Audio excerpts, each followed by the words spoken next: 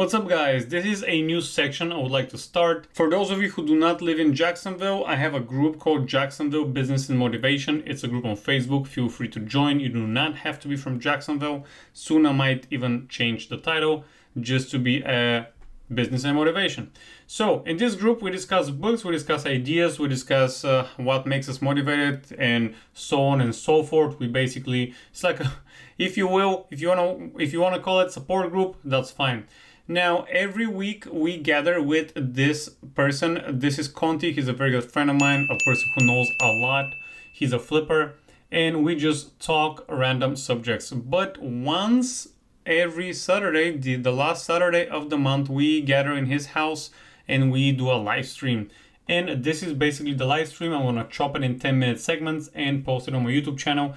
So without further ado, watch the stream. Today's topic was what makes us exciting in life, but we go and jump into different topics. Hope you guys enjoyed. Hit like, sub, you know the drill. Certain way. Yeah.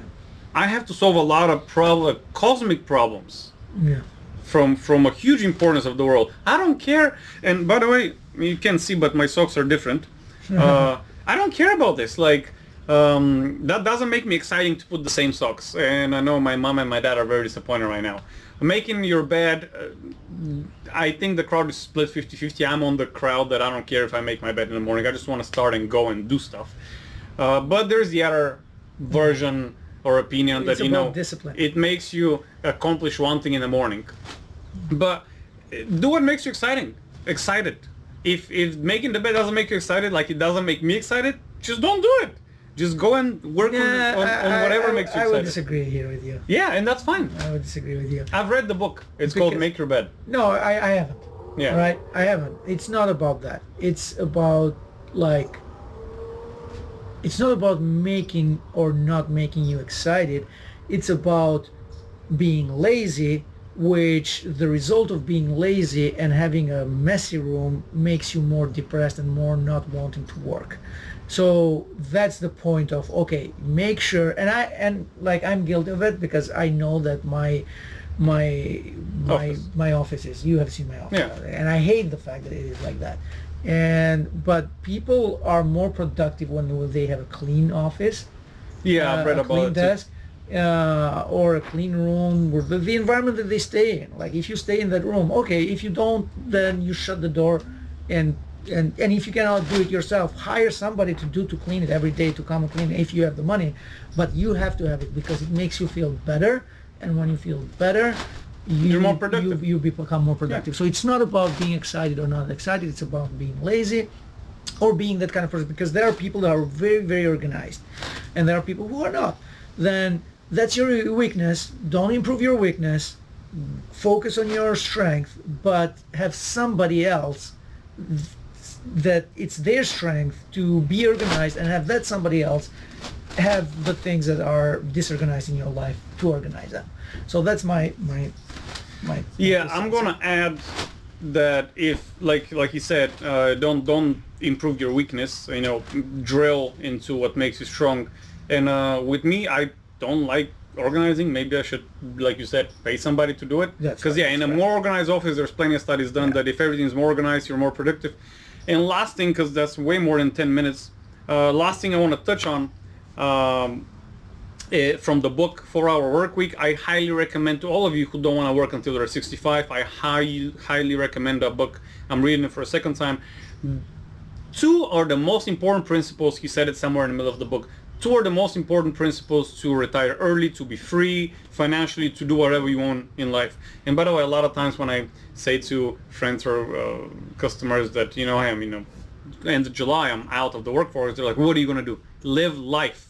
Whatever makes you excited, okay? That's what you're going to do. You like surfing? You can make it a business. If that doesn't make you excited, just surf. Don't make it a business. But 2 principles. The 80-20 principle, which I forgot who invented it, and Pareto. It's called Pareto principle. Pareto principle. That's right. Yeah. Italian. Yeah. The 80-20, and the second principle, and I'm gonna add my take on the third principle. Second principle is Parkinson's law, and principle that I want to add that I follow a lot. Maybe it complements that strategy is Occam's razor. So What's this? for Occam's razor. Occam is the guy who invented it. I'll tell you, don't worry. The what? I will teach He Conti invented what? something today. It's a principle. Occam's razor, it's called. Okay, and what is Yeah, that? I don't know. I'll keep it for last so I can keep your attention. Okay. Oh, we need to talk about paying attention. Yes. We'll mention, Conti is going to talk about paying attention after I'm going to finish the segment. So 80-20 principle states, and you're going to correct me if I get something wrong, focus on 20% of your, usually 20% of your effort give you 80% of the result. So the author, Tim Ferriss, says that he focused on the top 20% orders. There are like a couple of customers that order 80, that contributes to 80% of the 80% of gross his income. business. So he focused on them, and the 20% of the people who are the bottom, they gave him 80% of the problems into his business. So he said to those 20% of the bottom, you can F off. If you want to order, but don't bother me with anything else. And there were two customers, he says into the book.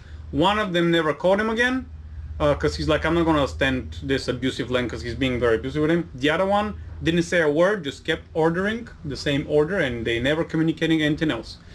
And the top two people continue ordering even more. So he solved that problem. He's very time efficient.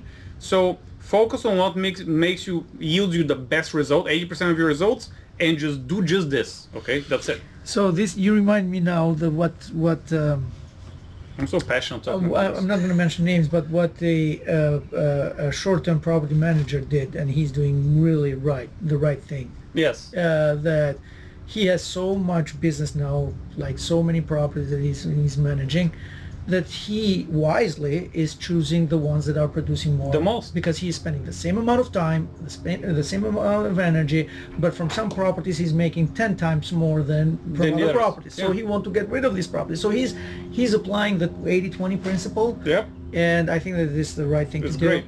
So Yeah. Parkinson's law doesn't have anything to do with the Parkinson's disease. Parkinson's law. Parkinson's law, something along the lines of, if you have 1 hour for a meeting to go over 5 points, for example, you're going to spend an hour. And if you have 10 minutes for the same meeting, say same 5 points, you will somehow manage to fit into those 10 minutes. So same with wealth. Most people start, like I was making $1,800 a month when I came to the States. And I lived on $1,400 a month. Now I'm making about 3 times more than that. And if you live on the same amount that you're making, so you basically, with the increase of salary, you increase your lifestyle, you'll never retire. I mean, you will, 65. So the idea is, knowing this, when you increase your earnings, do not increase your expenses. So Parkinson's law is second thing that you need to take into account if you want to retire early or be financially free.